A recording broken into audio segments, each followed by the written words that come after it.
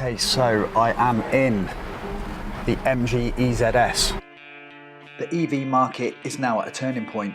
The days of laying out the equivalent to a small house so you can clean up your carbon footprint are gone. This is the MG ZS EV, and for the base model will cost you £21,495. And that's right in the mix with other vehicles in this segment. Take off your fuel savings, road tax and maintenance costs, and you'll likely find yourself quids in. Looking over the ZS EV, you can see that SAIC, who own MG, have really put in some hard work.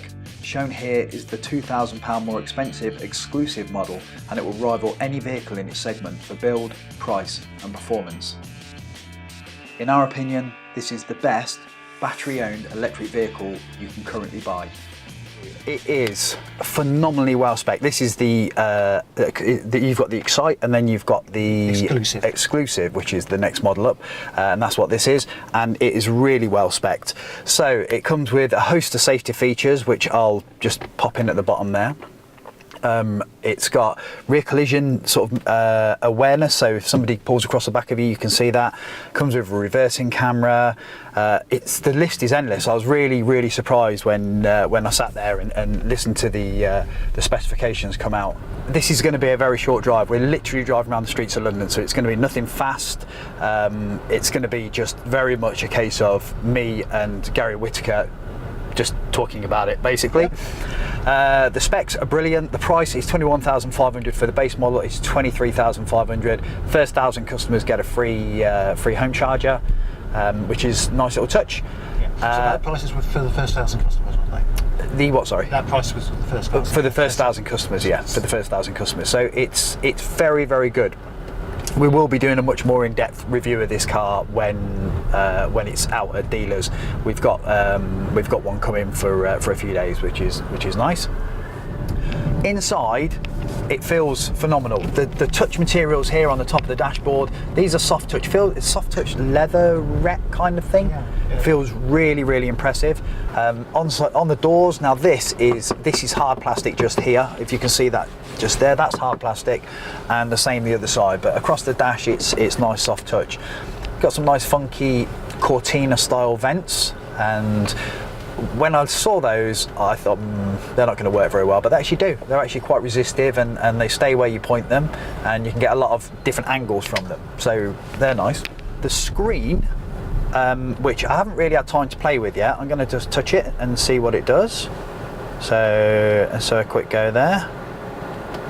Menu, no, I don't know how to work that. How do we work that then, Gary? I think there's some buttons on the side. Ah, yeah, you got it.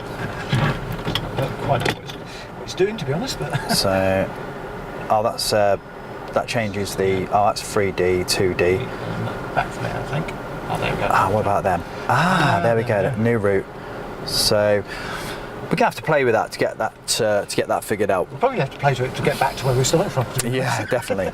So we've got some almost like, it looks like brushed aluminium down the centre. It's not brushed aluminium, it's plastic, but from first glance it looks good. It's so good.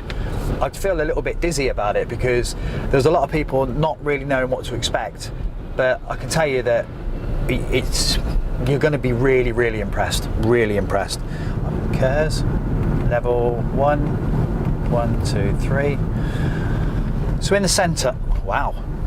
That's a good regen. Yeah, that is really good regen. So in the centre, there's 3 little buttons in front of the rotational gear selector, and one says mode, which is your driving mode. So you've got sort of eco, you've got normal, and you've got sports. To the right of that, you've got a KERS button, which is your kinetic energy regeneration system, and there's 3 levels to that as well. So I've got it in sport on level 3. However, if you could see out the front, we're not going anywhere. So I don't really feel I'm going to get time to test it out. The panoramic roof is huge. It makes it feel... It's very light, isn't it? Yeah, it makes it feel like a car much bigger. So yeah, really impressed. Now, I've got a GoPro mounted just there. I want to open the sunroof, but I'm a bit dubious. Let's have a... Oh, yeah, cool. Oh. Front opening.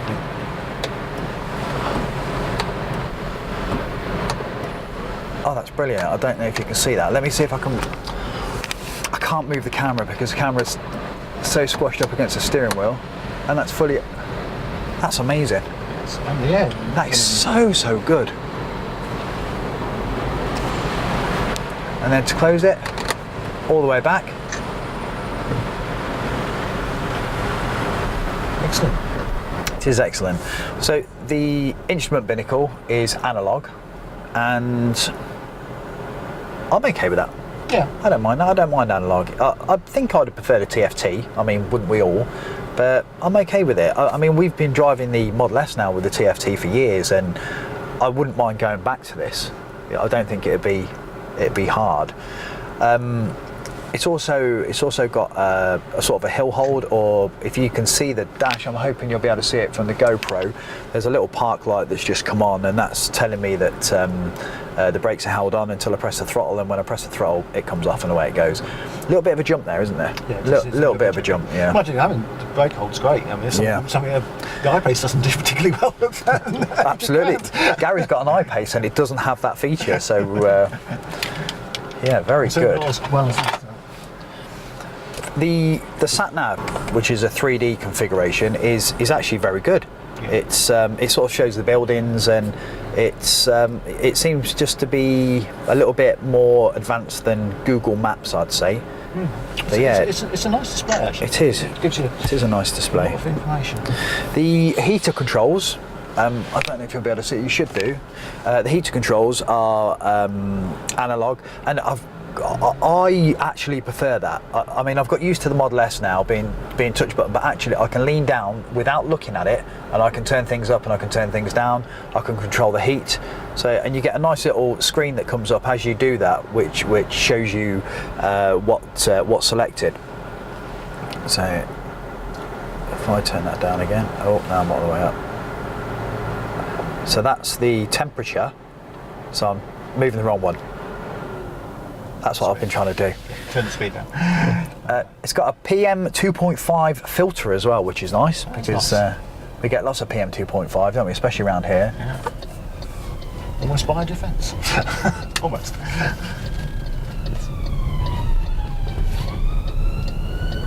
So, battery, 44.5 kilowatt hours.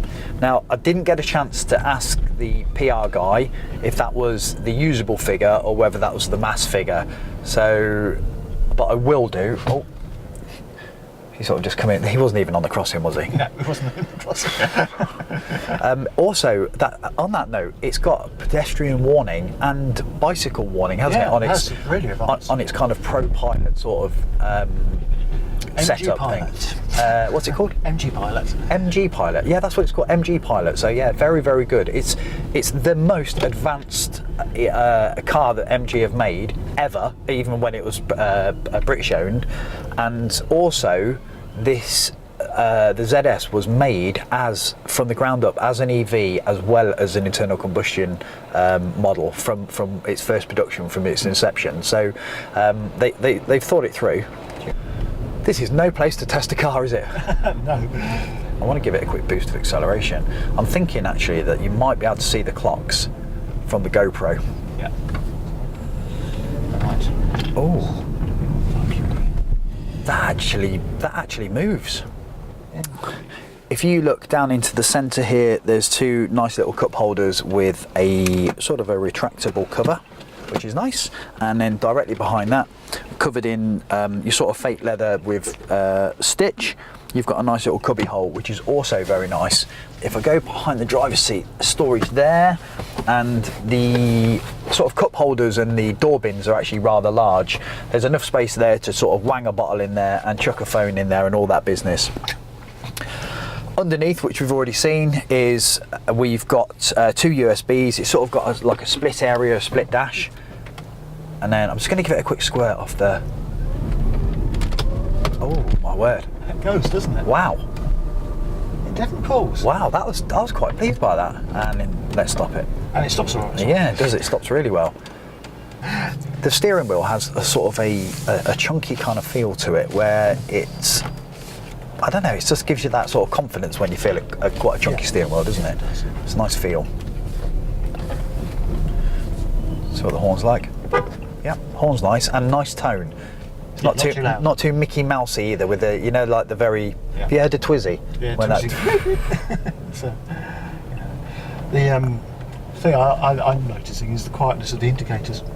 Yes. The high-pace indicators are so loud. Have a listen to these. Yeah, that's perfect. There we go.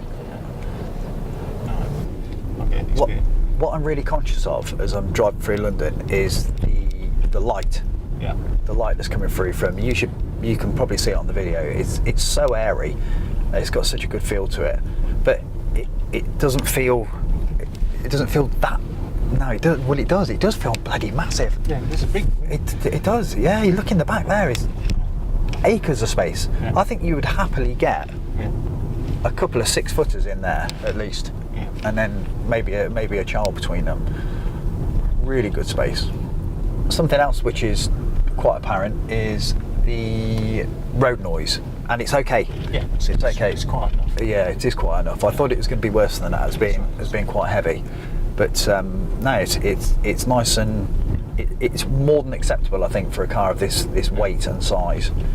If you were driving a Qashqai with a rattly old diesel engine, I could tell you it'd be noisier than this. Much noisier. Interestingly, actually, visibility is good because I am having to look everywhere, and I can see everywhere. It's the rear visibility, in particular. Actually, look out the back there, Gary. Yeah, that's exceptional. Yeah, that is really good. I can see everything. I'm used to having no rear visibility, so that's really impressive. I tell you, the other thing, the seats. Comfort. Good point. The seats Gary's just mentioned there is they're actually really comfortable, and for the whole time that I've been driving, I haven't noticed them. So that's surely a good sign. They are heated as well, but yeah, they've got good support down on the squab at the side there, and good on the bolsters as well. So another tick in the box. I think long journeys will be fine, and they also absorb quite a bit of the bumps. They're very soft. Do you think that's the seats or the suspension? I think the seats feel very soft. Yeah. It's also suspension as well. It doesn't feel. I mean, we've been going over some pretty rough ground, and it hasn't felt like it. It is fantastic to drive. Yeah. It really is. I'm so impressed by it. It feels a lot more quality, a much more expensive car than it actually is. I didn't think it was going to be this good at all. I really didn't, and more to the point of it's great for the consumer, but actually, if we're able to buy this at this price for the industry, this is gonna mix things up. Yeah. Wiper test. Hey. Can you hear those? Very quiet. Everything's really quiet. That's the thing I've noticed. It's quieter than the Model S. Yeah. Probably not quite as quiet as on the I-Pace, but it's definitely quiet. It feels a very quality car. Build quality is good. Something else that normally gets me is A-pillars. Yeah. And the A-pillars actually are really narrow. They're quite. There's no impact on visibility around there. And next to it, you've got this huge mirror that just shows you everything. You can see right across the road the other way, through the rear windscreen and the other side. I mean, the other thing on visibility is the B-pillar. Because if you're doing the E-mirror... Oh, yeah, like this. Yeah. You can't see past the pillar on the E-mirror. No, that's true. There's got to be a bad point. Yeah. There's got to be something. Range? So, in terms of range, if I just flick this button here, it'll say it says 146 to empty. It's lost 1 bar off the battery. And in the city, it's saying, what was it, Gary? 163 miles combined on WLTP. So 161 miles combined. 163 combined, and for it's 163 combined, 231 city. And 231 city. So if you're popping around the city all day, you can get really good range. Yeah. There's the key. So you've got keyless entry. You can open the boot and you can lock it. That's about all you can do with that. You've got a little button on the door. So when you approach or when you leave, quick flick of the button and away you go. I need to jump in the back and just see what the leg room's like, but it actually the back looks really comfortable, and it looks really spacious. Yeah. It's surprisingly spacious, and God, so airy. Yeah. Apparently there is a blind with just one touch that, and then I've got to stop it. I love that. Blind. I love that blind. That's excellent. Yeah. And then I'll tell you what we were talking about. One touch the other way. You were talking about flashing logos on the front, which is absolutely brilliant. When it's charging, the MG badge pulses. Yeah. Amazing. And I was saying that's something which you don't know until you've driven an EV how important that is to No. actually tell you're charging. The iPace doesn't do Absolutely. it, for example. The iPace stops flashing as soon as it's plugged in. Yes. And you've no idea if it's continuous flashing. And we know CCS chargers fail. Yes. So They do. knowing it's charging is quite reassuring.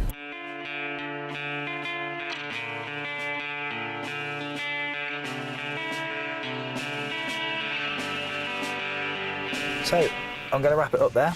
I think that I speak for us both. That the experience we've had, although it's been short and it's been in London at 15 miles an hour max, it's been very good. It's been positive. The build is good. The drive is nice. And I think you wouldn't go far wrong with one of these. I think if you're definitely if you're in a Qashqai, I'd be swapping it for one of these. Yeah, Just on the reliability principles anyway. So and you save a hell of a lot of money. yeah, definitely. So we'll leave it there, and we'll see you on our next episode. So thanks for watching, and see you soon. See you.